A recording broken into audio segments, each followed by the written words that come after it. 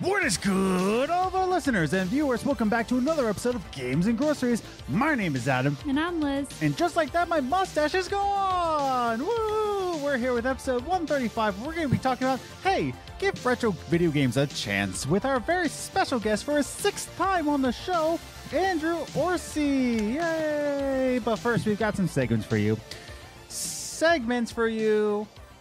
Yes, we do. Yes. Lizzie, how you doing? I'm okay. Yeah. Fighting the battle. Fighting the battle. Yeah. Oh, I just got something in my eye. Uh-oh. I mean, it's like one of the times they're just like, poop. I'm like, ooh. Yeah. Fighting all sorts of battles, aren't you? Yeah. I'm doing great today. Fun. Today started great for me. Yeah.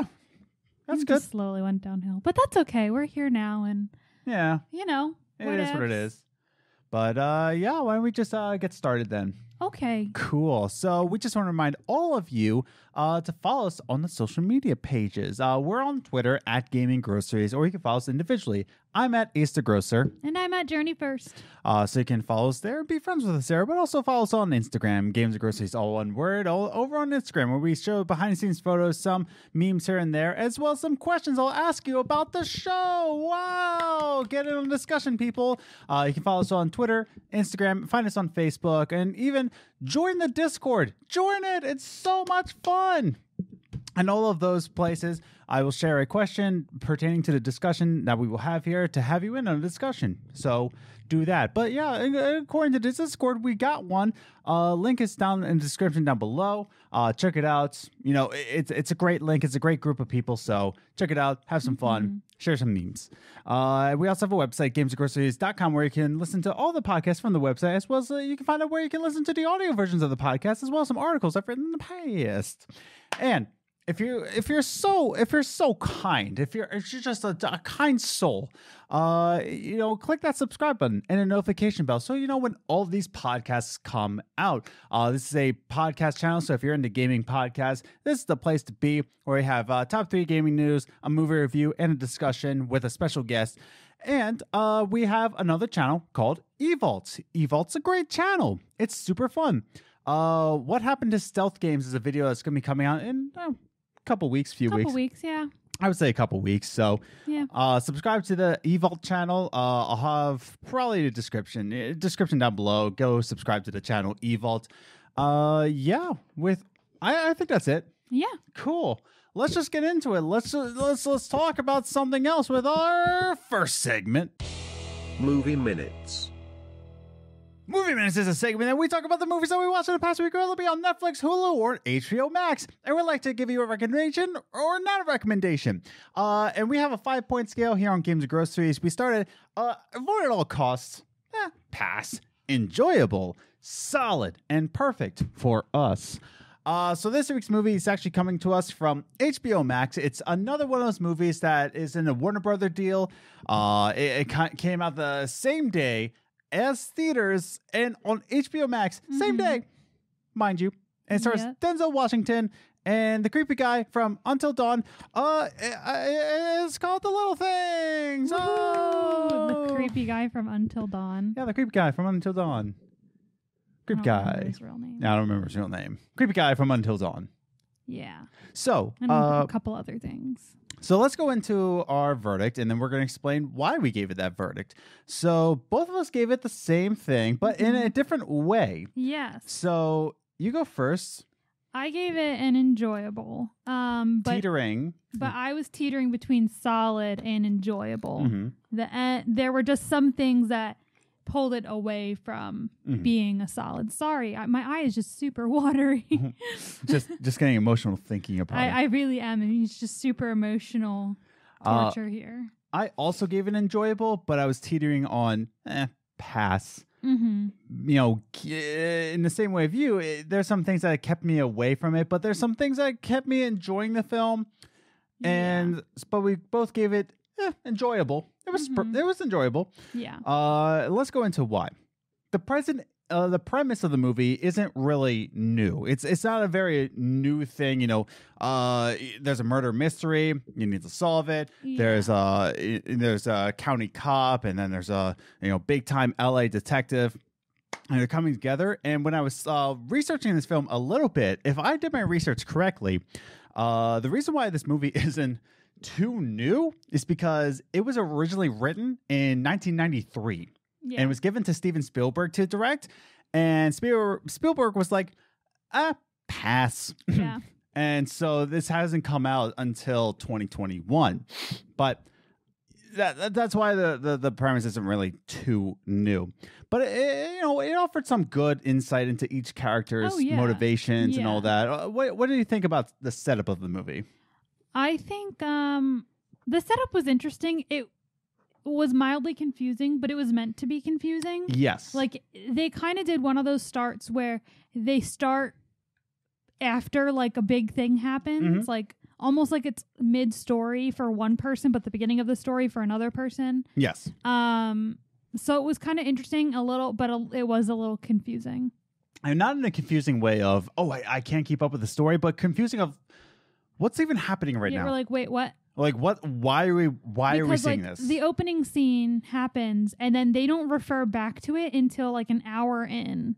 And that's actually my second note. It just feels like this movie doesn't really start until about an hour into it. It's a 2 hour and 7 minute film. And about 45 minutes to an hour in, I feel like that's when the movie actually starts. Yeah. From that 5-minute start in the intro and everything in between that 45-minute mark, it's just kind of like, why are we doing this? And my thing is that the very first scene doesn't really play a role in the movie at all. Yeah. Like, it's really, that one scene was to make one small inconvenience for the rest of the movie. Yes. Like, that's it. And that's the thing. I just felt like we were just kind of going along on a ride. And then we got into an hour. And that's when I was going into teetering to pass and enjoyable. It was really that the beginning section, Act 1, is what really took me over. Like, I'll give this a pass. But then once it actually starts, it really gets your blood flowing. It's really good. I was like, I started thinking, I'm like, all right, well, he's going to ask me what I want to rate it when this is over. So I started thinking about it, and I was like, I was teetering between solid and enjoyable in that middle part. So definitely that middle part. Like, Act 2 is definitely where it gets really good and interesting, and you start to understand what the setups were. But it didn't feel like it was setting up to anything in Act 1. Yeah. It just felt like, in fact, there was one scene with Denzel Washington's ex-wife, right? That whole scene was just like, what are we doing? Yeah. Like they were just... there was no point to it. It didn't lead to anything. It didn't help continue the movie. It was... And the acting was pretty poor. It just said, how are the girls? They're fine. You should give them a call. I should. It was just like, okay, bye. It was pointless. Yeah, it was... Like, it really just showed how his past has affected his present day. Yes. But it's like, okay. It wasn't necessary. So the last point I'll make before we end movie minutes here, it's the ending. And I won't spoil anything in case you want to watch it yourself. The ending of the film is where I started to understand why there were so many mixed reviews on this. Because the ending in of itself gave me a mixed review. Yeah. Just Act 3 alone, I was so torn on. If like, is this a good ending or I'm not satisfied with this ending. It's one of those where it feels like the writer wants you to make the decision. Yeah. But it wasn't done well. Like, a lot of times, and we've watched movies like that before where they want us to make the decision, and you can get sometimes annoyed at that. Whereas I'm like, oh no, that's just what they wanted. And I'm usually fine, but I'm usually fine with those endings. Right. Because I kind of enjoy that mystery. But this ending, I didn't enjoy that mystery, which is how I know it wasn't done right. Well, like, that's typically the thing. I do like it. Without me spoiling anything, the envelope opening. Like, if it just ended on that, great ending. Yeah. Like, but then the scene after that. It was like, that completely ruined it. Because you're like, all right, so what was the point of watching all of this? Yeah, it just blew everything. It was the last 60 seconds of the movie where it just like, what was the point of anything? Like, it felt like the ending, like the writer wanted it to be like, you know what happened. You need to admit it. Yeah. But at the same time, you're like, but what? What? And it was just more, it was too confusing, which is why it pulled, like I was strongly considering giving it a solid until the ending. And I was like, no.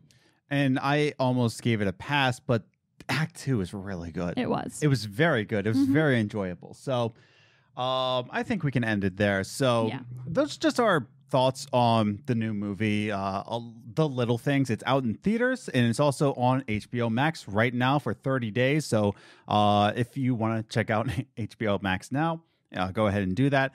I thought it was fine for what it was, and maybe you can have, a better understanding of it. But from what we saw, we were just not confused by it, but just kind of what's happening. Yeah. So again, it's called The Little Things. It's on HBO Max in theaters.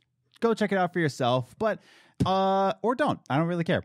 But it's time to talk about video games now. It's a video game podcast. It's called Games and Movies. So we're going to go into it with our second segment. Top 3 Gaming News. The top 3 gaming news is the gaming news that we saw in the past week. And we like to rank it 3, 2, 1 just to give you a condensed version of what's going on in the business industry with our business twins. Gaming industry. It's not about business. It's about gaming. Yeah. Business twins go away. So before we get started with the top 3 gaming news, none of the top 3 has to do with the GameStop stock. I'm sorry, it does not. It has nothing to do with that. For a couple reasons. One, it's not necessarily video game news so much. It's just industry. It's more industry. It's and more stock. Yeah, stocks, business. And so I just decided it's not really pertaining to it. And number 2,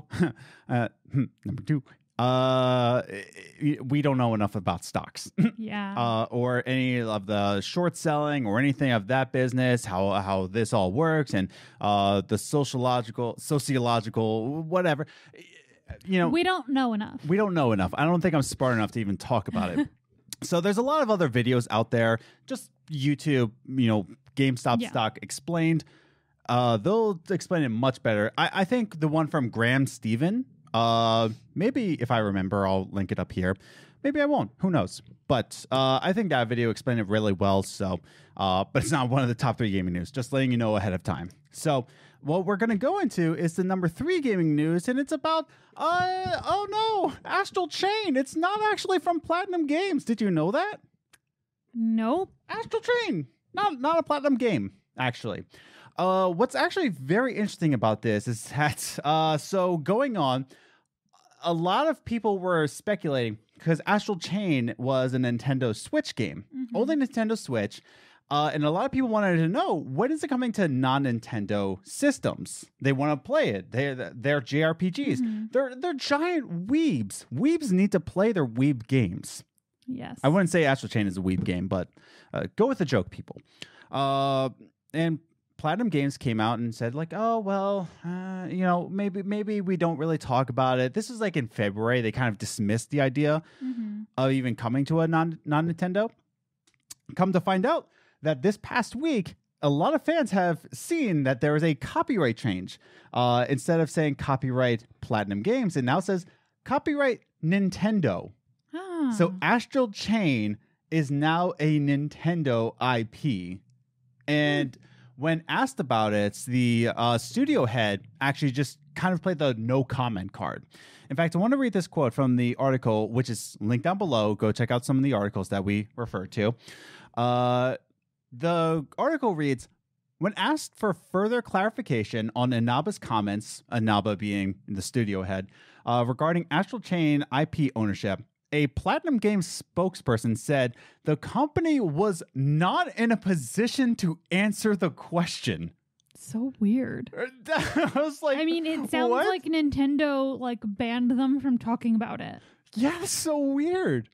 Isn't that the weirdest thing? That is very strange. Platinum Games made the game, and Nintendo just said, no, our game now. And they're the ones that we're not in a place to say anything.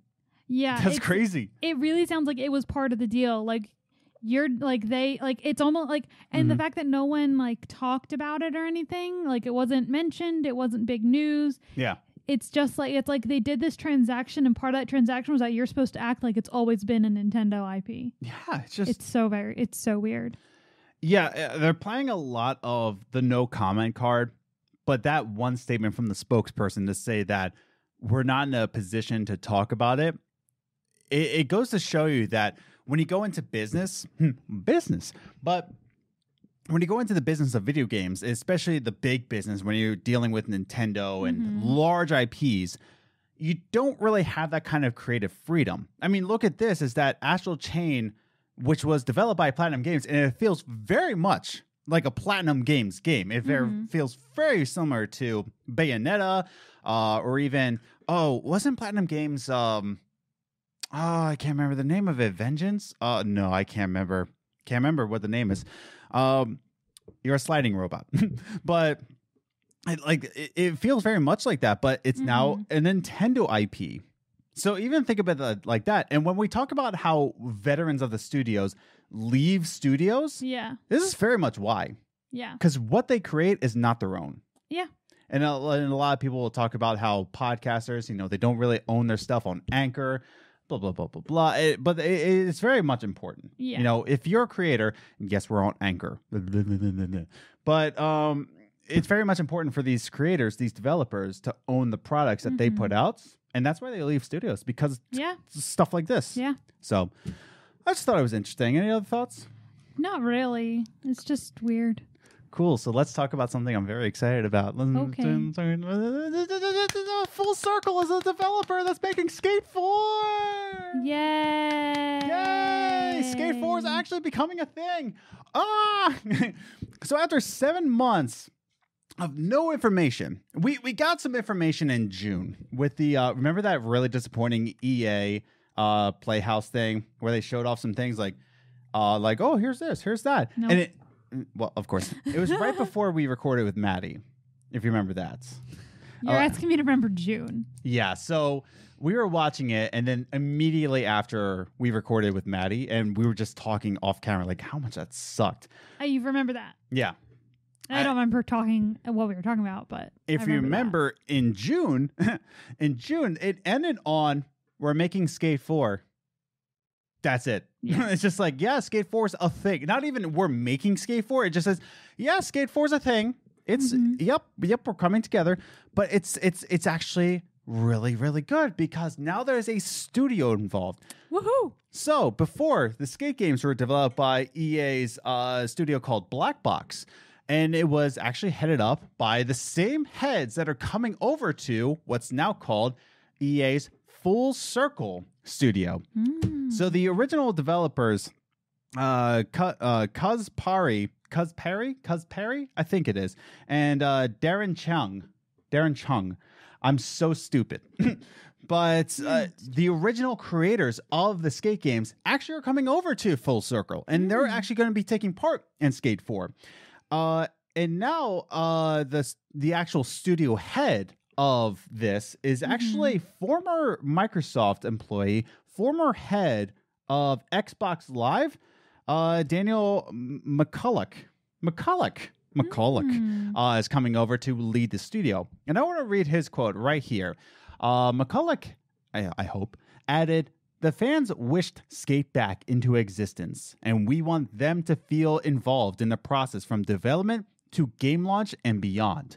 We want them to feel like they are part of Full Circle. So we are all about having fun and making great games that people want to play with their friends. And we're looking for more developers to help us build compelling worlds, plural, which is cool, for players to explore." So I read that quote, and after what happens to stealth games comes out in eVaults, the next video we're going to develop is what I want to see with Skate 4. I'm just putting that one out there. Yeah. When he said like, "Oh, we want the fans involved," I'm making a video about it. So there's that. And it's going to come out in 3 months.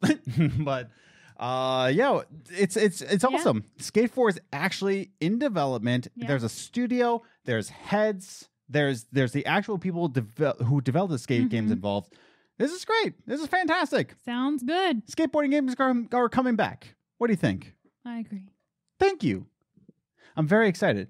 Yes, Skate 4. Skate 4. Skate 4. I'm so excited. I'm so excited. Do you know how excited I am? I'm so excited. I'm happy for you. Spoiler alert. I'm asking if Shuriken Shannon can get into Skate 4, but that's spoiler alert. Save it for the video, Adam. Okay, I will.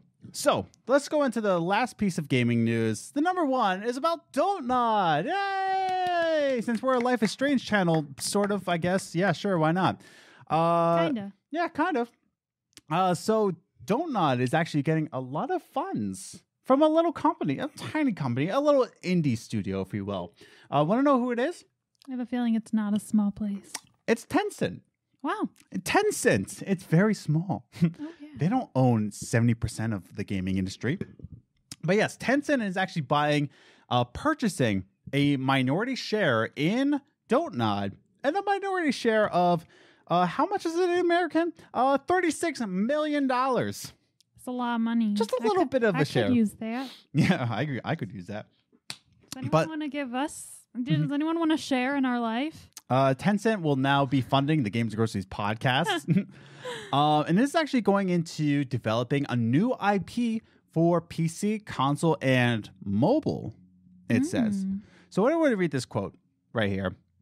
The funds raised, and this is from the article linked down below, the funds raised will mainly be used to finance the ramp up of DONTNOD's strategy to develop new self-published intellectual properties worldwide on PC, consoles, and mobile platforms, and thereby take full advantage of the positive trends within the industry for creators of internationally renowned and original games, such as DONTNOD, a DONTNOD press release read. So, Life is Strange on the go? Life is Strange on the go. Life is go. So I do like this one thing. DONTNOD's strategy to develop new self-published intellectual properties. And what is great for is that these funds will help self-publish. They don't have to go through Square Enix to publish any games. They don't have to go through any other developer to publish their games. Because of these, minority shares, they can now self-publish new IPs, and they don't have to go through middlemen. They just have to go through Tencent. It's fine. But yeah, so that's the thing. Liz, what do you think while I reset the camera for a little bit? Oh, thank you for doing that for me. No, I think it's really nice of Tencent to do that. But yeah, I mean, I think it sounds like it's good for DONTNOD, and I'm excited to see what they do with the money, like what new things we're going to get, more emotion ripping apart games. Yay. So, of course, DONTNOD isn't only known for Life is Strange. They're also known for Tell Me Why, and now Twin Mirror, which I still haven't played yet. I know, I keep wanting to play that. Yeah, we haven't played it yet. But we're bad. Yeah, but it is what it is. And I believe DONTNOD partially made Vampire, if I'm right. I feel like they did. Maybe. I know Focus Home Interactive did, but I think DONTNOD had a thing in it. But that's the thing. They're now self-publishing a new IP. And that's all well and good because we want new games from DONTNOD. So that's all great. So that's the top 3 gaming news. Astral Chain is a Nintendo IP. Do you like that? Do you think the Astral Chain characters will actually come to Smash Brothers? Probably now. Write your thoughts in the comments down below. And Skate 4, a new studio. It's called Full Circle because they're coming full circle. Isn't that something? After 11 years. After 11 years. They're coming full circle and they're making a new game. What do you think about that? Do you think I'm excited? Are you excited for the new video that we're going to make? Write your thoughts in the comments down below. And finally, Tencent purchasing DONTNOD. Good? Bad? I don't really care. Write your thoughts in the comments down below. So, I think it's time to bring on our guest. Okay. Sixth time on the show, Mr. Andrew Orsie. Andrew Orsie, of course, had his menial little start in Good Game, Great Game. You are so mean. He started with Good Game, Great Game. They're on the pause right now. And so now he's coming onto the show now. He's, of course, known as the unofficial third guest third host, I should say.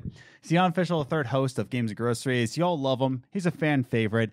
We're going to be talking about retro games, and it's going to be something special because we got a lot of feedback from you, the audience, that we're going to be discussing. So without further ado, let's just bring him on. Let's bring on our good buddy, Mr. Andrew Orsie.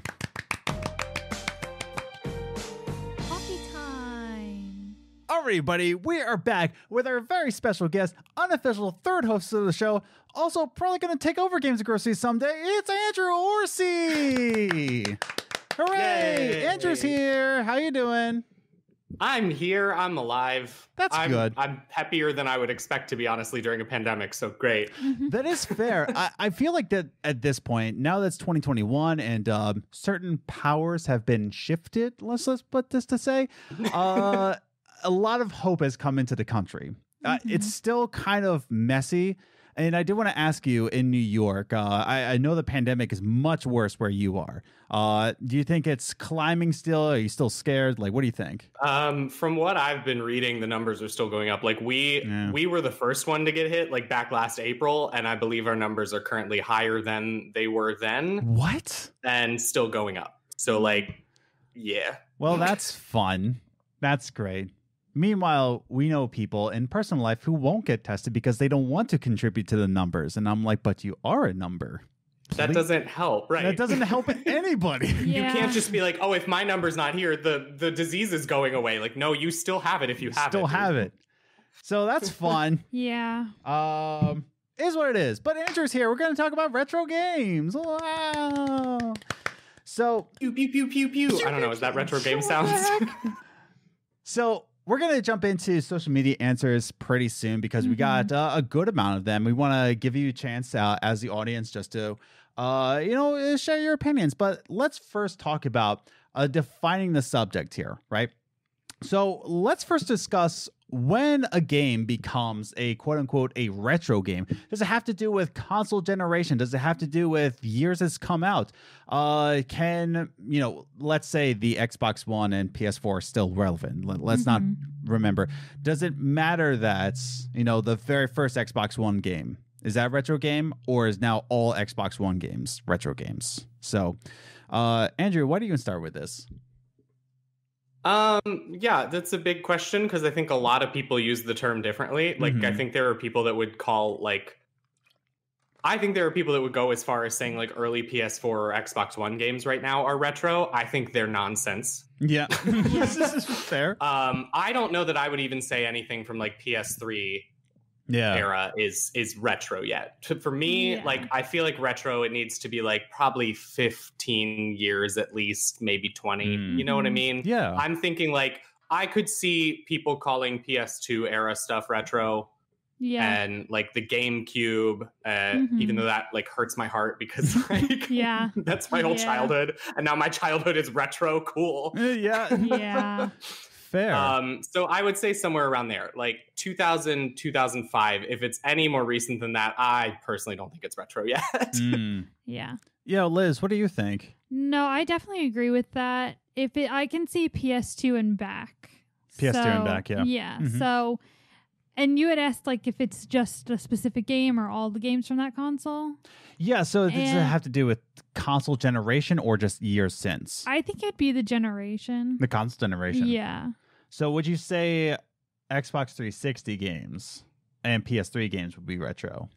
Since now we're at... Well, not PS... Because like I said, PS2 and back. PS2 and back. So PS3, I think, is stretching it a little bit. Yeah, I feel like early PS3 games could be in that category. Like when we're talking about like openers. I'm thinking...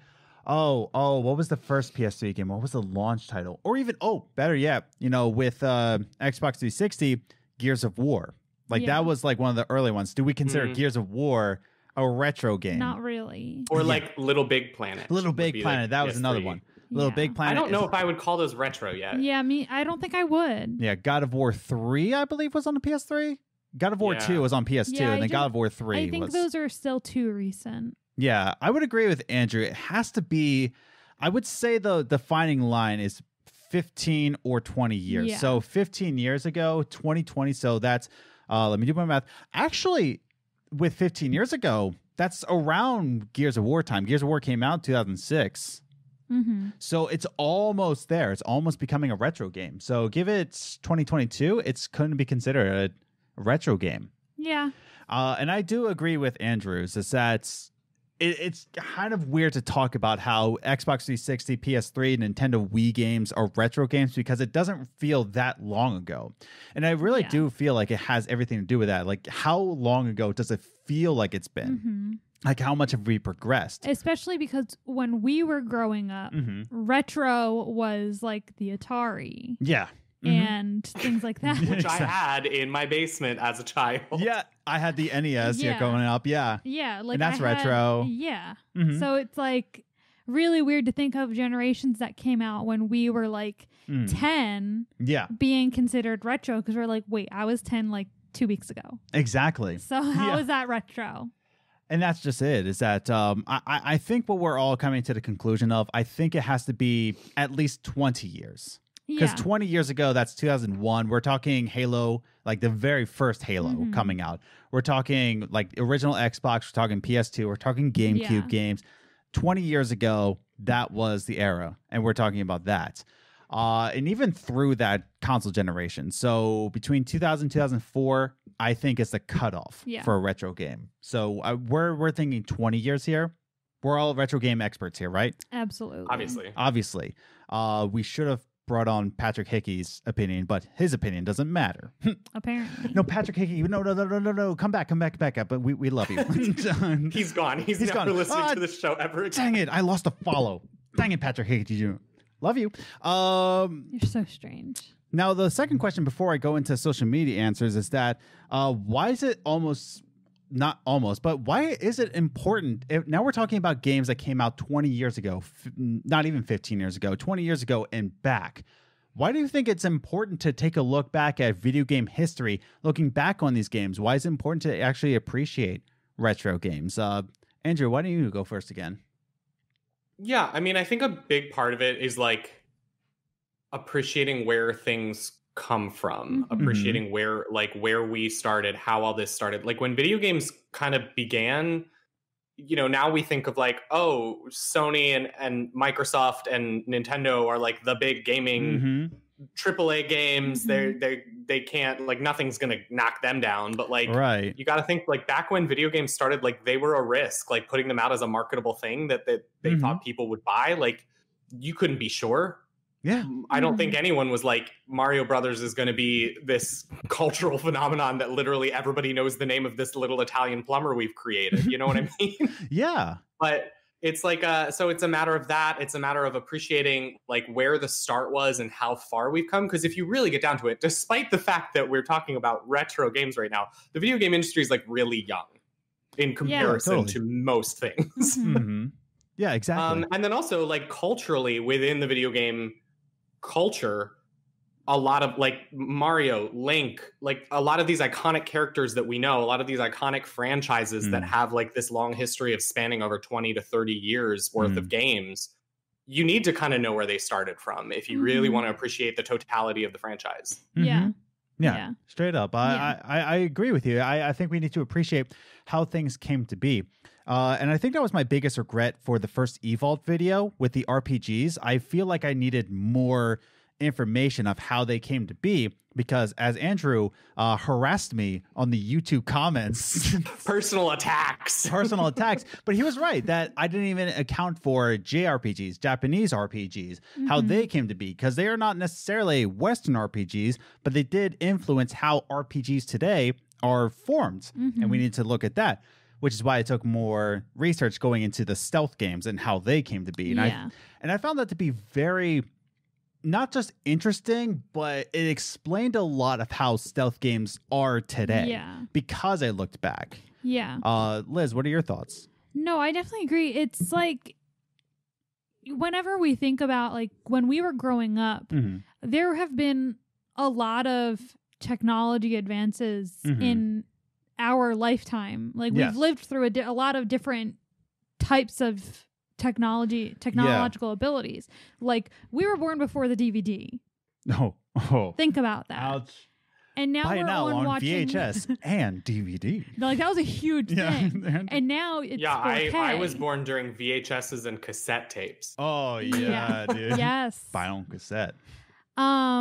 So like if you think about like I'm always thinking about that. Like I always watch things and I'm like, wow, we used to think this was like really good graphics. Yes. And so like realizing that about video games, like going back and playing like first video games, it's like that was all they could do. Yeah. And look at what we can do now. Like I just think it's important to appreciate the like advances and just being able to like literally play video games and watch how much they've like grown in their abilities. Like you can do the same with movies, from having no voice and all in black and white. Yes, the talkies. Yes. Well, not the talkies just yet. It wasn't even that. Yeah. It was just music over black and white action. Yes. Sped up. But, and then looking at movies now, like you can do the same thing, but with video games, knowing that you don't even have real people, you can't even get, like back then it was pixels. You couldn't even get a real body shape out of what they had. Yeah. So like just being able to watch that and see that, I think it's just important to see how much we've learned about video game technology and what we can do with it. And just think, and that's what we talked about this a couple weeks ago, where you had asked like, do we think this is, you know, where video games are going to stay? I don't think we can predict what's going to happen. And I think that's why it's important to look through. Yeah. Because no one knew we'd be able to do motion capture when they started video games back in like, you know, 70s, 80s. Yes, that's true. Nobody knew that we would literally be able to have Norman Reedus in a game looking exactly like himself. A Norman Reedus look-alike, you know, or even like we were just talking about this on our movie minutes. The creepy guy from Until Dawn. Well, I was just about to say, like with Until Dawn, that was, I mean, that wasn't insanely long ago, but it was long enough ago before. You know, Norman Reedus being in a video game. Well, I was even going to say, talk about retro L.A. Noire.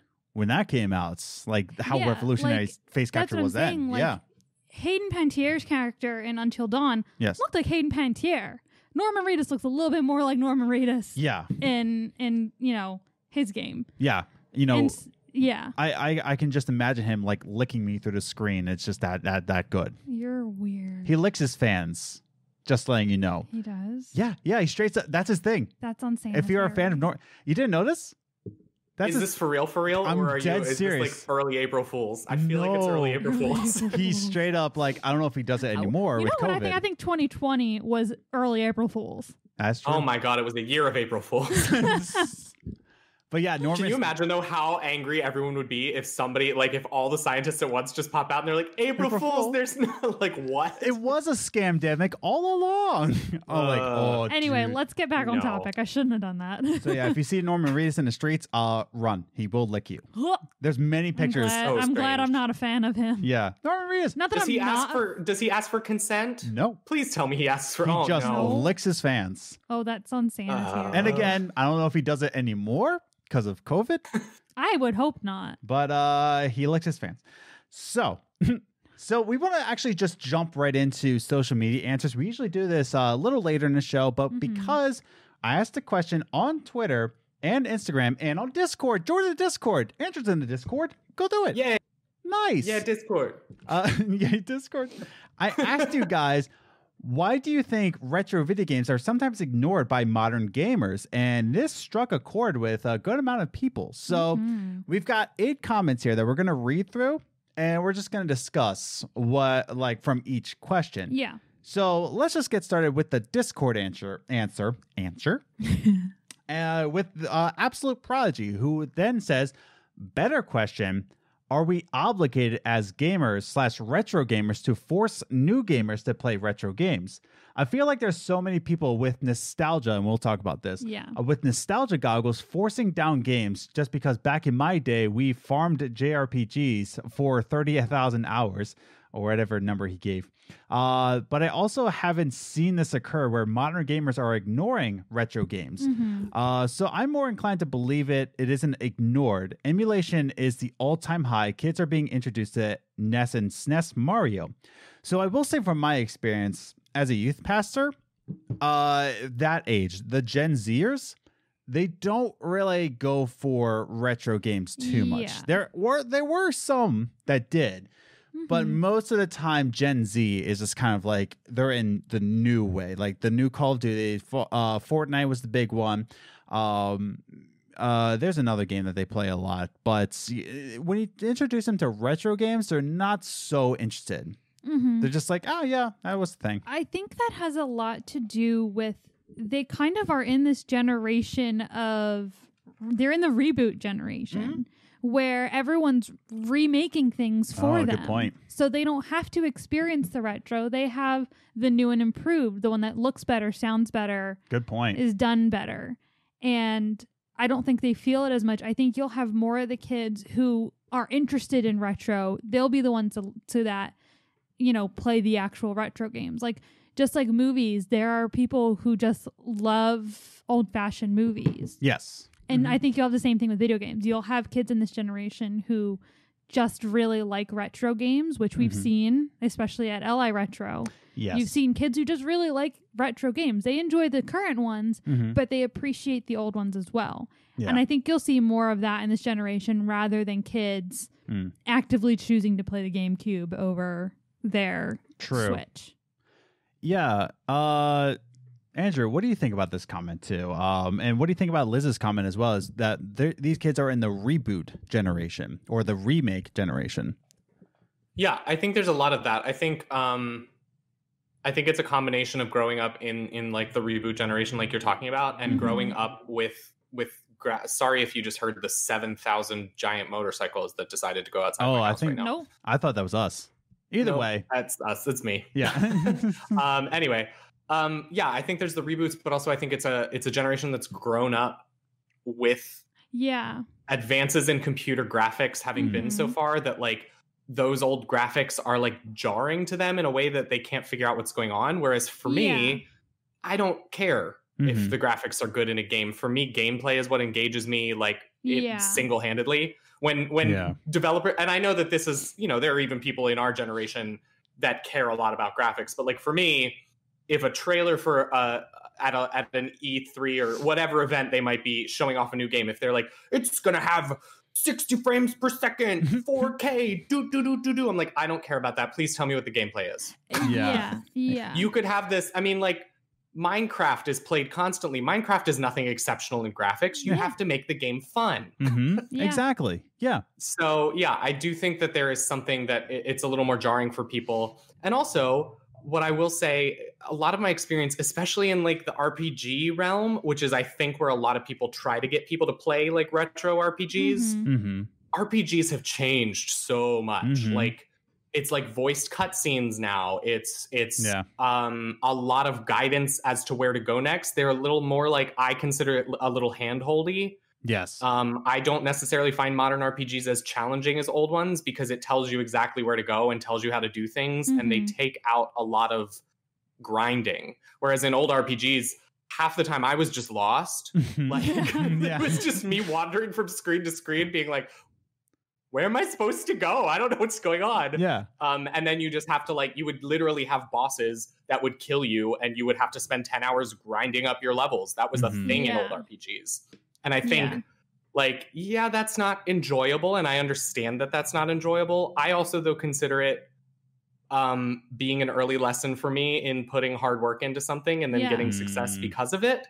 So I think there's value, and I also understand arguments against it. So it's like there's a very nuanced, mixed answer to literally all of this. Exactly, and I think that. I don't think I want to force down any retro games, but at least understanding where they came from will have a greater appreciation for what games are today. Like I said, just looking at the way stealth games have grown made me appreciate how stealth games are made today. And that's the thing is that I understand where we're in the reboot generation or even the remaster generation. There's a lot of remasters coming out. Now that the Tony Hawk Pro Skater 1 and 2 remaster is coming out, yes, I will mention in every episode. Now that that's come out, there's really no point for me to say like, okay, go back to play the very first Tony Hawk. And it's like, why? There's a better version of it that pretty much is a love letter to that game. Yeah. I can't say it doesn't take very, very close detail to what the first game was. in a way that modern gamers can appreciate it for. So it's kind of that teetering, like, do remasters count as retro games? It depends on the remaster. I think Tony Hawk's Pro Skater 1 and 2 is a very, very, very well done remaster of the original games. But there's some that are just like, Yeah. Like the Crash Bandicoot and Insane Trilogy, another good one. Yeah. Also made by Vicarious Visions. Free Vicarious Visions from Blizzard. Hashtag Adam Crazy. So, any other thoughts before I move on? No. Free Vicarious Visions. I think I mean, I have tons of thoughts circulating around, but let's go through some of these other answers. And I can probably put them through all of this. And So we're ending on Free Vicarious Visions. Got it. No. So Dan from The Greatest Story Ever Played, I asked you guys on Twitter, why do you think retro games are sometimes ignored by modern gamers? He has 2 reasons. 1, access. Very much true. Access. It can be tough to get old games, whether not having the console or even if you do have the console, the game might still cost $50. Yeah. And 2, doesn't hold up. I've been surprised that even some PS3 era games are pretty rough, and that's not even a long time ago. Yeah. So I do agree that 1 is access, and I love the way Xbox is coming out with backwards compatible games, like so many, going back to the original Xbox. Backwards compatible is becoming access so that you have one console. But like you said, getting retro games is expensive. Twilight Princess, I've seen at the lowest cost on the GameCube, Twilight Princess is $60. That's the lowest I've seen. Maybe $55. But it gets up there. But and then the other thing is it doesn't hold up. Sometimes you have these retro glasses on and you think it holds up, but really, if you play Mario Kart 64, you're just like you're asking for a whooping on your brain. But Andrew, what do you think of Dan's comments? Yeah, I think access is like the key thing that, and it's been like we said, backwards compatibility is a huge thing, because so like the PS2 came out and I was able to buy PS1 games because I never had a PS1. Yeah. My first console was a Game Boy Color. Yeah. And then I had a Sega Genesis, and then PS2 was the next thing. And once I had a PS2, then I started getting a lot of the consoles in each generation. But like, I didn't have the stuff before that because I didn't like my early childhood. My dad had the Atari and we did PC gaming, but we didn't really like get me into video games until the Game Boy started coming out. And then I wanted portable stuff to play in the car, basically. Yeah. So, but like with my PS2, I could still get like Final Fantasy 7, Final Fantasy 9, Tactics, Final Fantasy Tactics, why is that not available on any system right now? I know. It's so good. It really sucks. So it was just a matter of like I could still get those PS1 games, the ones that were classics, and play them on my PS2. All I had to do was get a proper memory card to be able to save stuff in, and then I was fine. And then all of a sudden PS3 and Xbox 360 start coming out, and then Xbox One, and it's like, we're not doing backwards compatibility. And I was like, so what am I supposed to do with all these games? Like if my PS2 dies, then I just have all these PS2 games that I can't play anymore, but I paid for them. Excuse me? Yup. Yeah. And like it's not that I don't appreciate remasters and that being one way to give access to a game that doesn't exist anymore. But for me, like I'm literally right now looking at my PlayStation 2 because I have it back out because I'm playing the Dark Cloud series again, which I could get on my PlayStation 4. They are available. They've been ported and remastered. That's wonderful. But I already own them. I don't want to pay $30, $40, $50 to own the game a second time if I can still play it.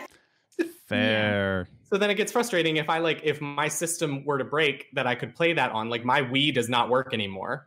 Luckily, the Wii U has backwards compatibility, so I haven't lost anything. But like, if that were to also break and I wouldn't be able to play my Wii games, I would be very frustrated at having to buy the game again just because you didn't like provide systems. You know what I mean? Yeah.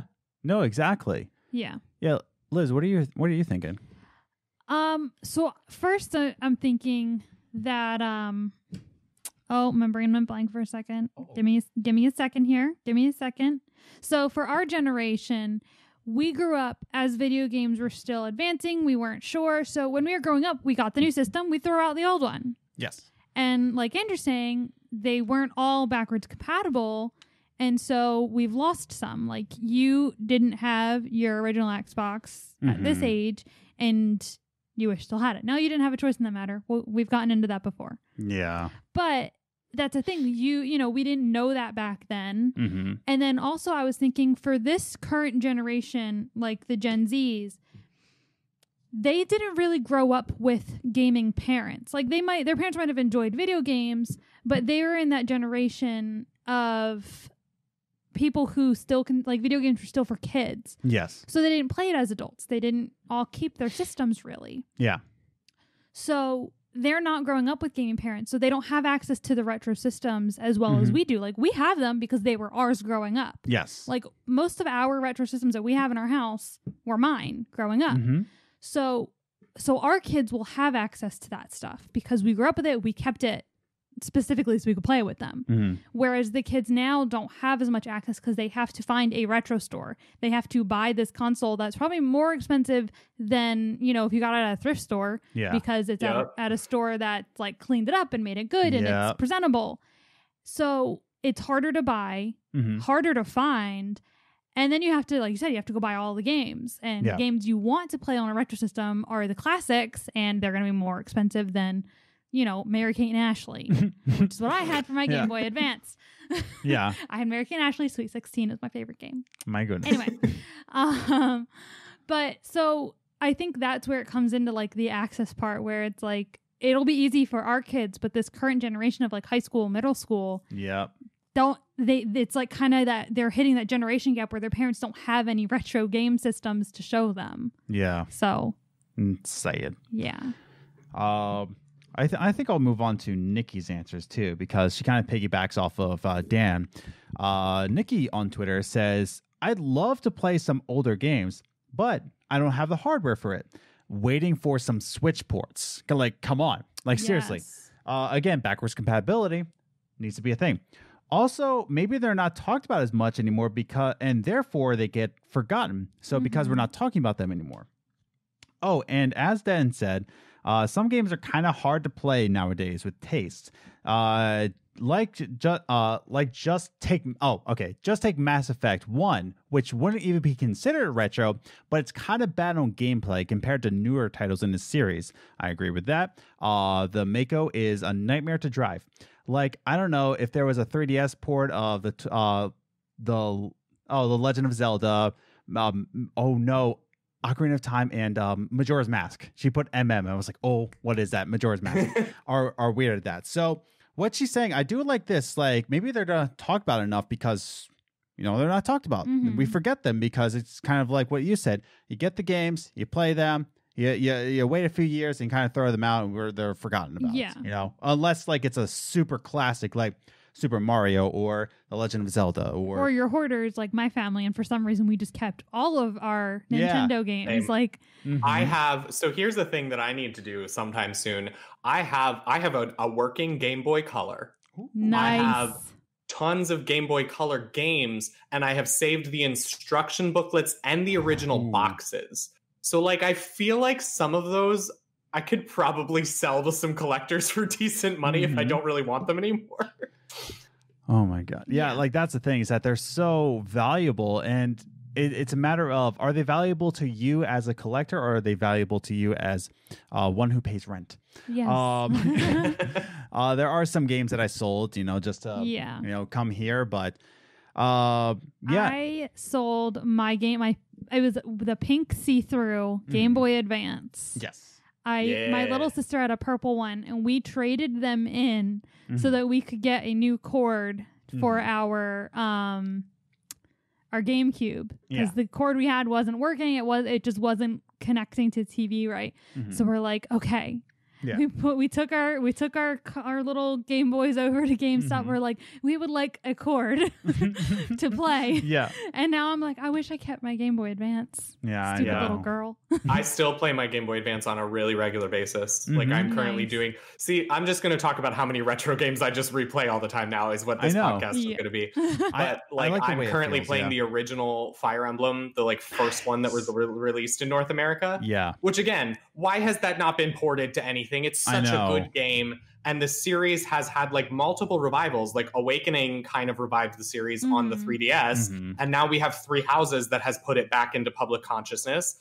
Give me a port of this original one. This is the best Fire Emblem game. Sorry, not sorry. Three Houses has nothing on this. Ooh, okay, we're canceled now. And I love Three Houses. So that's just, it's less of a diss of Three Houses and more of a like props for this original one. Yeah, that's that you love it so much that it's just like it doesn't even take the cake, you know? Yeah. So I have 5 Instagram answers here. So we're just going to go through these. So Play Your Way Podcast actually has to say, when I said, why do you think retro video games are sometimes ignored by modern gamers? Play Your Way Podcast says, graphics mainly. Unfortunately, I think it's either an intentional choice to look over the graphics or appreciate them with nostalgia. So, us retro gamers, we're just looking past the graphics.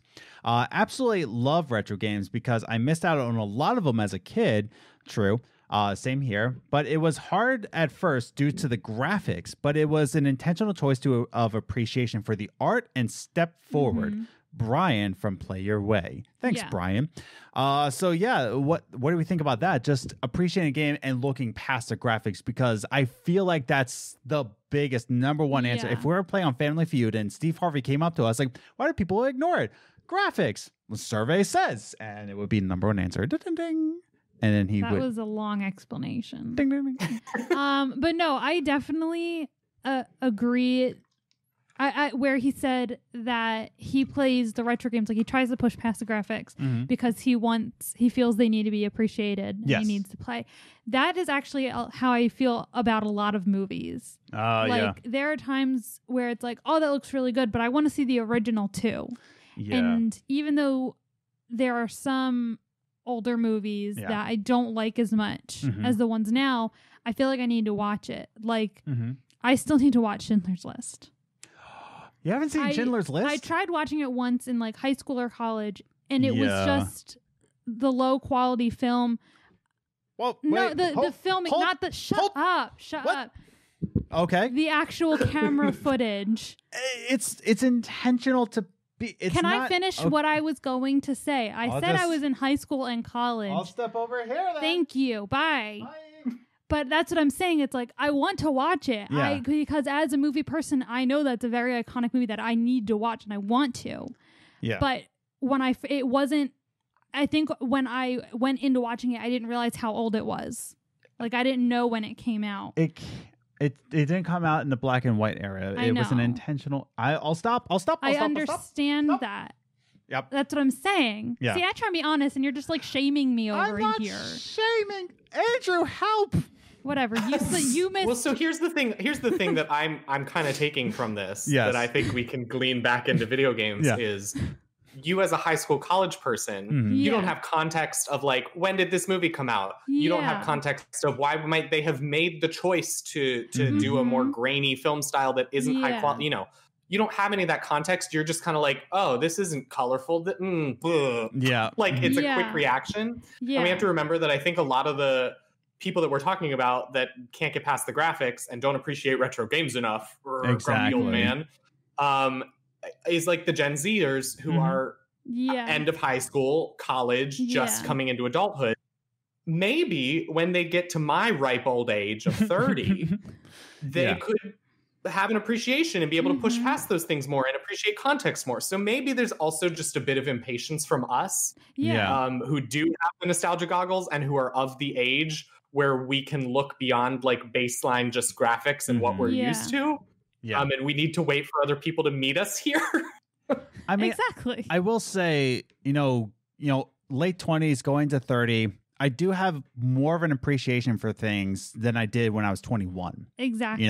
Not even talking about appreciating retro games, just life in general, there's some things that I appreciate more that I'm older, including drinking your feelings away. But there's some things that so weird. Without joking though, there are some things that I do look back on and I've matured enough to actually appreciate it.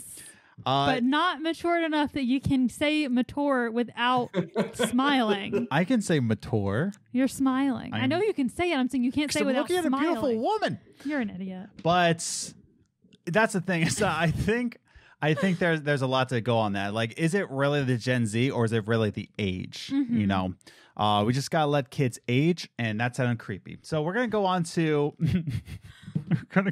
Volt Supreme. Volt Supreme has to say, our Australian, what's something that rhymes with Australian that's like a good adjective? Australian Mammalian. That's it. My Australian mammalian has to say. Is that a word? It is now. It is. I promise. Oh, I was a spelling bee kid. So. Oh, wait. What does mammalian mean before I call him that? It's just like mammal-like. Like a member of the mammal family. Humans are mammalian. I know, but it's just like, oh man, how would you describe Volt Supreme? He's a mammal. He's just really, really baseline description. Yeah. Would you consider Volt Supreme to be a friend? He's a mammal. Or like he's like made of molecules. How would you describe the robber you saw at the store? It was a mammal. He's a mammal. Can you imagine the police is like, we're looking for a mammal. Volt Supreme. Not sure what species or anything. Some games are just timeless works of art, he says, our Australian mammalian. But many retro games attracted people's attention because they're groundbreaking. Wow factor when they were released. These days, obviously, games are much more technically impressive. So old games are relying on new tech of time or innovation, or the latter, or that was later surpassed. Sorry. We'll have a tough time getting the attention or be even worth playing because of the innovations we've got. A good story is timeless, though. Also, good music or melodies are timeless. Others might say good gameplay, and he gives the peace sign. Thanks, my main mammalian. So, again, talking about the first comment we got on Instagram saying, like, you have to push back the graphics. You have to push back for that. Going into what Volt says, going into retro games, you push past the graphics to get a good story, great melodies, a good gameplay. There's some retro games that play better than modern games do. I'm even thinking about. I love the documentary indie film The Game, and the people who made Super Meat Boy appreciate Super Mario and how Nintendo gave super accurate controls over it, like very, very keen on getting each latency to do just that. So there's some games that actually control better than they do now. What do you think about this, Andrew, about Volt Supreme's answer? Yeah, I think that's very much it. I think because I also think that there's a difference between a game just being innovative to be innovative, which we are getting sometimes from developers right now. Absolute shade intended. Versus a game that does innovation by just creating a really well-made product. I think that's why, like, would I say that The Last of Us has the best gameplay that's ever existed? No. I think it's gameplay. It's nothing. I don't think about gameplay when I think of The Last of Us. What I think of is that it was an incredibly well-crafted, character-based story. Yes. To a cinematic degree that we had almost never seen in video games before. So there was an innovation in presentation of a narrative. But like the story was still, and the characters were still so well crafted that like, even when we move past it, that's going to hold up. Those things are still worth checking out. Yes. It's the same as things like the older Final Fantasies. The graphics get kind of messy. For me, turn-based gameplay is like pretty universal. Like, I don't think it's that hard to pick up turn-based gameplay. Jeez. I don't think it's that hard to pick up turn-based gameplay. I know that it's not some people's cup of tea, but I think it's easy enough to like even with older graphics, figure out what's going on and what you're doing with it. Yeah. But the stories, like the sort of sweeping stories that they did and the way that they incorporated all of these characters in your party and gave them arcs. That's why Final Fantasy X is like so monumental to me. Yes. Final Fantasy X gave you a party of 7 characters and every single one of them had a full character arc that was unique to themselves. And like, I don't think other games were doing that. I don't think other even RPGs or JRPGs were doing that as well at the time. Yes. So, you know, are the graphics of Final Fantasy X like fantastic? No, there's definitely some weird smiles and stuff in the faces.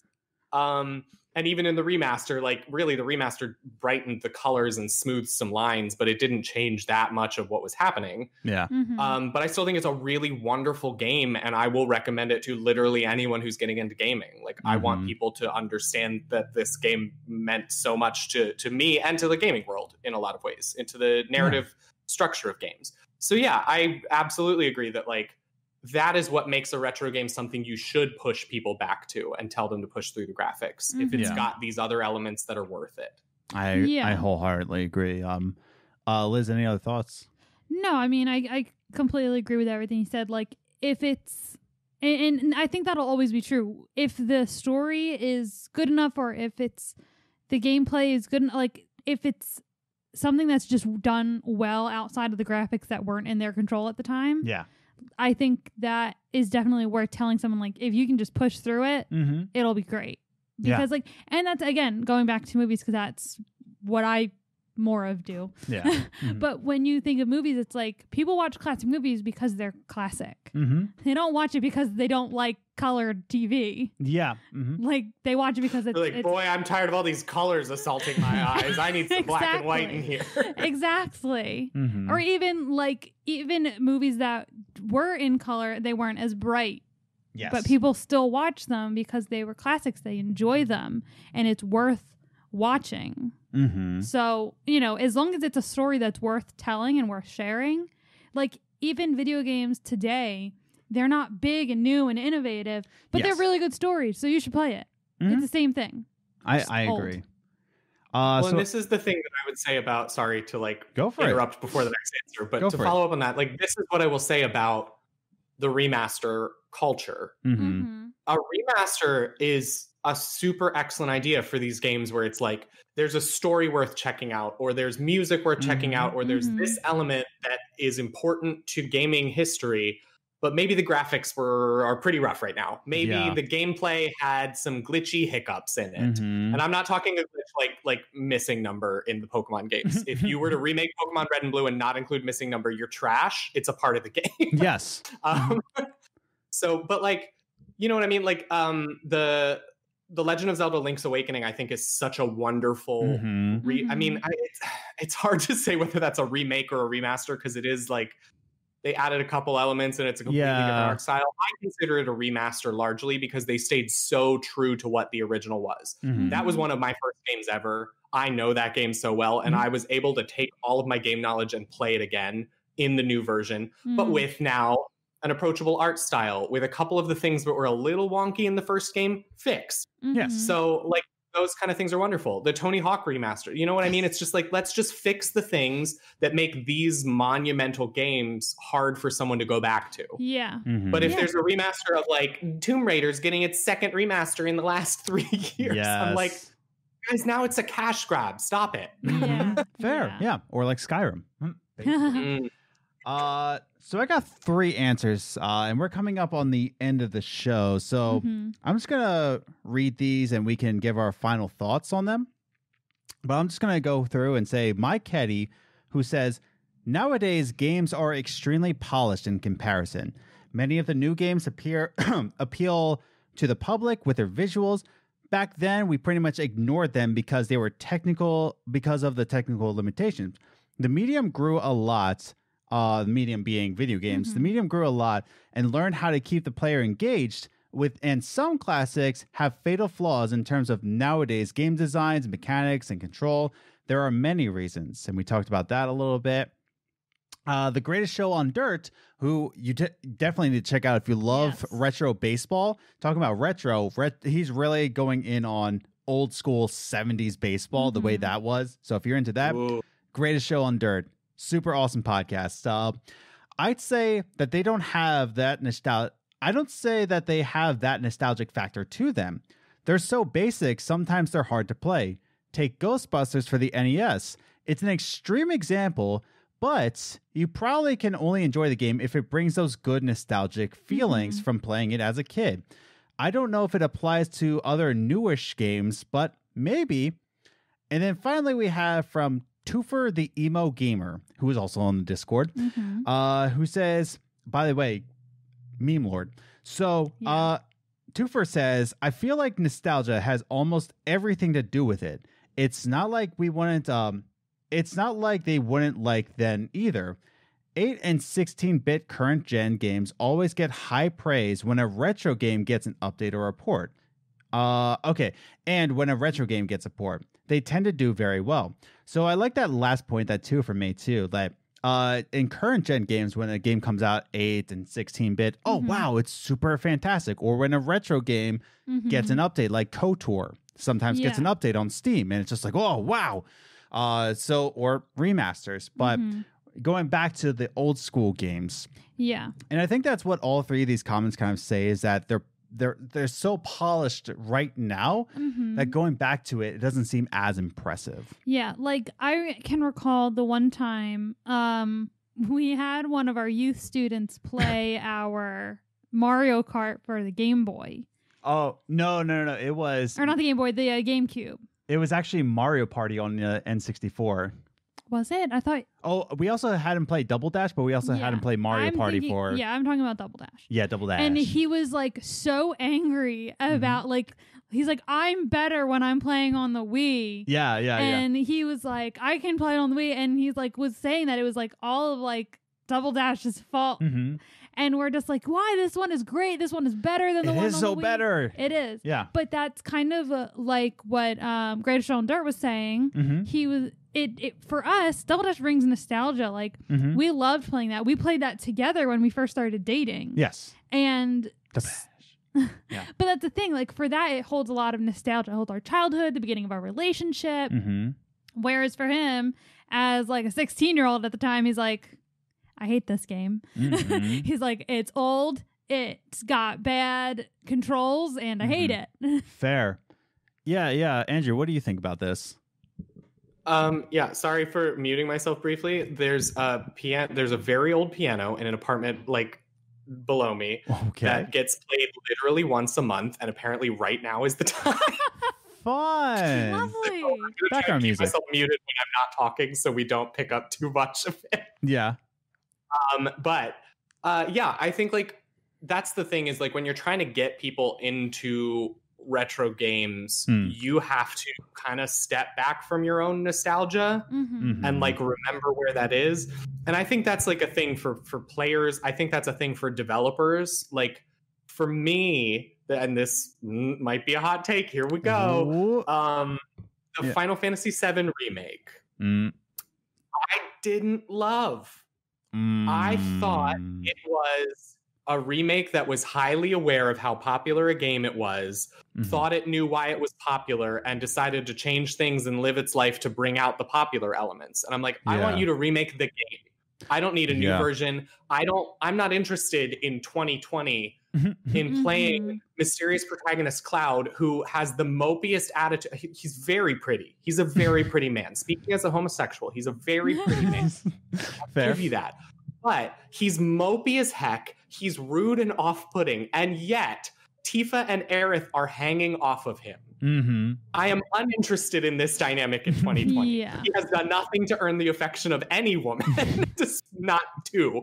So like there are so many things in that reboot that to me are so fan servicey and are done so over the top that it's like now we've lost the appreciating the original game and introducing people to what was wonderful about the original game, and we're just trying to like kind of do our own thing with it to like, and then to break it into whatever 3 or however many parts they're going to break it into, which also feels like a money grab to me. Oh, it totally is. Yeah. But so like, you know what I mean? Like that it's on our side and it's on the developer's side. When you are looking back at retro games and trying to bring people into classics, you have to know the ones that are worth it. You have to know the ones that you love just because of nostalgia. Like I fully admit the Dark Cloud series that I'm replaying, I love it. Yeah. We played Dark Cloud 2 on Good Game, Great Game. Zach did not love it. Really? Like, I know that this is my game, and I know it has lots of flaws. This is not what I'm going to be like, everyone needs to play. If you want to try it, like, go for it. I will talk you through all the aspects of the game and help you explore the too many systems and blah, blah, blah. But, like, that's just a me thing. Yeah. Versus, like, Final Fantasy Tactics, if it was available anywhere right now, would be something I'm still trying to get everyone to play. Because, like, gameplay... It's one of the best tactics games ever created still to this day. And story-wise, it's also incredible. So, like, there's elements in that are beyond my nostalgia that I think are worth reaching out to still. So, it's very much based on get out of your nostalgia goggles a little bit, narrow down the scope of retro games that are sort of in the required viewing. Yes. Fair. Well, we're reaching the final minutes of the show now, and we've gone through a good amount of people's opinions about retro games. Wrong opinions, most of them. No, I'm just kidding. But I do want to use the final minutes. If we have any, like, 1 or 2 retro games that, if we're going to recommend to somebody to play, and if we've already said that 20 years ago, we're talking about 2001, 2004 being the cutoff. What kind of games are we thinking? And if you guys have to think, I have one. I think I have my 2. You have your 2? Yeah. I'm working on it. I'm now trying to narrow it down to just 2 is where I'm at.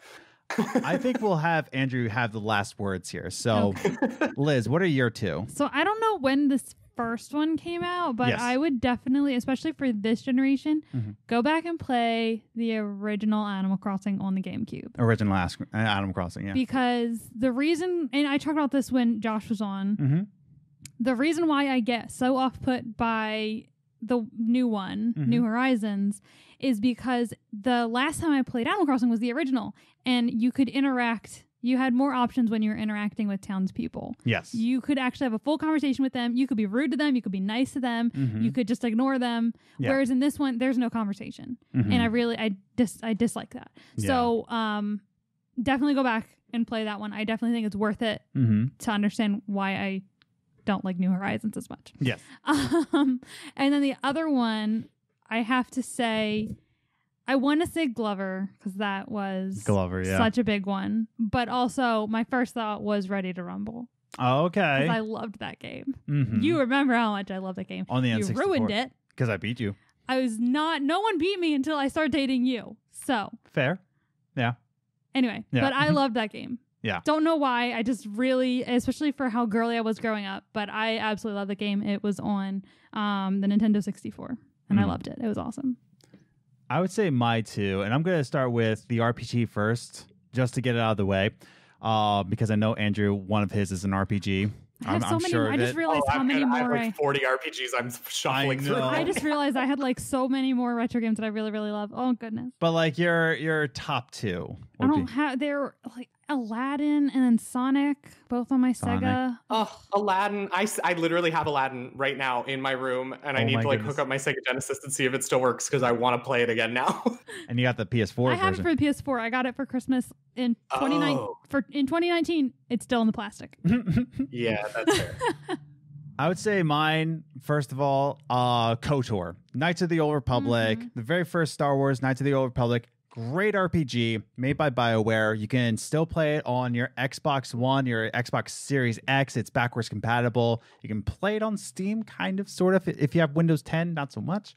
But definitely you can play it on there. And one, I keep talking about Tony Hawk's Pro Skater 1 and 2 Remaster, but a game that's still, I believe it came out 2003, but it came out the original Xbox and PS2 era, and I believe it came on GameCube as well.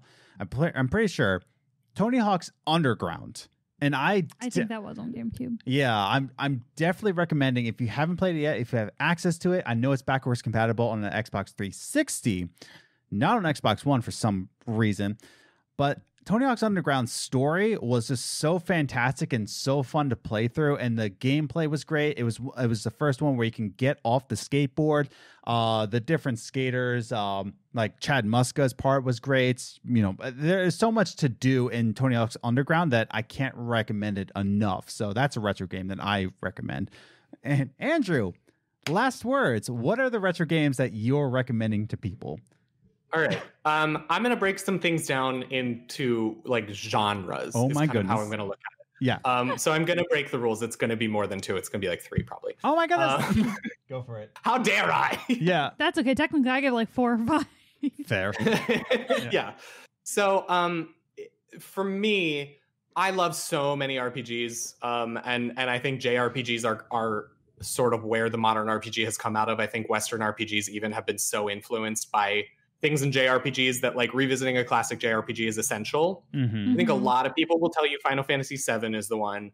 I'm going to continue to shout out Final Fantasy X. Like, I just can't tell you how many things. Oh, yeah. And it's available in an HD remaster on modern systems. So, like, you can get it right now. The graphics still absolutely hold up. Yeah, are there some weird voice acting moments? Like, is there the weird laughing scene? Sure. It's also funny, and, like, you can laugh at it. Yeah, exactly. And you played it on your channel, by the way. I know, I did. And then I stopped partway through because I hate editing videos. I literally have the whole game recorded, and everyone on my other Discord is like, post it. And I'm like, I don't want to. Fair. So if you want to taste, check out Andrew's channel. Yeah. I mean, sure. Yeah. So that's my RPG recommendation. Like, that is the one you should do. For tactics and strategy game, which is another genre I absolutely love. I want to recommend Final Fantasy Tactics because I just think it's iconic. It's set the tone for tactics franchises. But like I said, it is currently not accessible on like anything. Yeah. And I know that even like, I don't know how PS1 emulation is or if it's really accessible. However, since we already talked about this one, I'm going to say the original Fire Emblem because I know that Game Boy Advance emulators are very accessible right now. So if you need to do it on an emulator, do it. But like the original Fire Emblem, it is the 7th one in the series. Fire Emblem Blazing Blade is the subtitle if you want to give it one. It's the first one that came to North America. It's the one that set the tone for the series in North America. It is so worth playing. The characters are amazing. It is what I want out of modern Fire Emblem games that they don't give me anymore. Yeah. And it's challenging too. It's a challenging tactics game. And so I think like that is one I will push people towards in tactics realm. And then lastly, I'm going to hit up the first-person shooters realm. Which is not something I play a lot of. Yeah. But I have openly spoken online and on my podcasts and on everything about my love for the series Doom. Oh, nice. Doom was one of the first things I ever saw growing up. I didn't play it when I was like 3 or 4 because I was scared. But I watched my dad play it. And there are modern, updated, like kind of fan remasters of the original Doom that you can get on your computer. Like Google it. There are several of them. They just, it's quality of life improvements. You know, it's sharpening of graphics, it's smoothing out of movement and more clarification on how things work. And go play the original Doom. The music is still a bop. Yes. Like it's that old like 90s kind of electro retro sounding stuff. Yeah. With good driving beats behind it, so it always keeps you like excited about the game. The monsters will still pop out of nowhere and freaking scare the pants off of you. Like it's great. It's a great, stupidly fun time still. So that's the one I'm gonna push there. And then as like my last honorable mention, because I can't stop talking, sorry. Dang it, Andrew. If you are an adventure lover, a puzzle lover, and you're a person who likes reading, please DM. My Twitter is @Andrew Orsie. Send me a DM. Ask me how to get Zork. Zork was the classic text-based adventure game. It is so good. It holds up to this day because it's text-based. There's no graphics to be bad. Yeah. So if you are okay with reading and you like doing some little puzzle stuff and you want to do an adventure puzzle game, I will tell you, I will literally send you DMs and explain to you how to download this and get this and try out this game. It is everything. Dang. Well, with that, that's a good transition into the red carpet for Andrew Orsie. Wow. We're going to talk about where to find you. What projects should we be looking out for? Like, how can we DM you to get Zork? Well, he already said that. Let's say he didn't say it. Where can we find you, Andrew, and stalk you? Where can we find you on social media, your channel, any other projects that you might have to plug? Go for it. Oh gosh. Okay, so I'm on Twitter. That's like the main social media that I use. It's just at Andrew Orsie. It's just my name, real simple. I have the same handle on Instagram. I don't use Instagram as much. Yeah. So like, if you DM me there, I might ignore it for 2 weeks. Oops. It's not me being rude. It's me not checking Instagram. Fair. You can also find me. Hello. What? I just like forgot everything that was happening. Oh my entire brain just floated out of my body, and I was like, "You can also find me." Ooh. I've done that. Yeah. If you want to watch the old Let's Plays I once upon a time did, my YouTube channel is One Up Tempo. It's all one word. I'm not posting there anymore, and I don't want to give you any hope that I'm gonna post there in the future. I very well may not, but I did at least one Pokemon Nuzlocke, and I started a couple other run-throughs of games that I'll never finish. So if you love cliffhangers that never resolve, I got you. And you can get a taste for Final Fantasy X. My acapella group is the other thing I'll shout out. Yeah, Black to Gold. We are Black to Gold Music on Instagram. I think we have a Twitter, but we've posted about twice on it, so don't do Instagram. Yeah. Or look us up on Facebook, Black to Gold. It's either Black to Gold Music or Black to Gold Acapella. Nice. We are releasing a lot of digital content on quarantine. We've been like making like music videos and like grid-based videos and stuff, but like the music I'm putting out with this group, I am insanely proud of. I think it's really, really cool. And we're about to be in the semifinals for Acapella Open competition coming up here in a couple months. So like, you know, cheer us on or whatever. And yeah. There it is. I definitely go. Definitely Black to Gold. Your rendition of the chain by even my brain's floating right now. Fleetwood Mac. Fleetwood Mac. Thank you so much. I was about to say I'm honestly saying this. I almost said Big Mac. Yeah. The chain by Big Mac. You know, the chain McDonald's. The chain McDonald's. It was a fantastic rendition of that. I thought, as Andrew likes to put it, a bop. But yeah. Definitely go find him on the social media platforms. Definitely support his acapella group, Black to Gold. They're fantastic. I think you should go check them out. And check out the retro games that we've recommended. So I think we can end it here. I think so. So thanks again for all the comments that you gave us. Gave us a lot of thoughts, gave us a lot of feedback. So we appreciate you for doing that. And you can always check us out on the social media pages. We're on Twitter at Gaming Groceries, Instagram, Games and Groceries, all one word. Find us on Facebook and join the Discord. Be sure to be in on the conversation here on Games and Groceries discussion pieces. And with all that said and done, play retro games more. Go out, wear your mask, and have a safe week. Bye.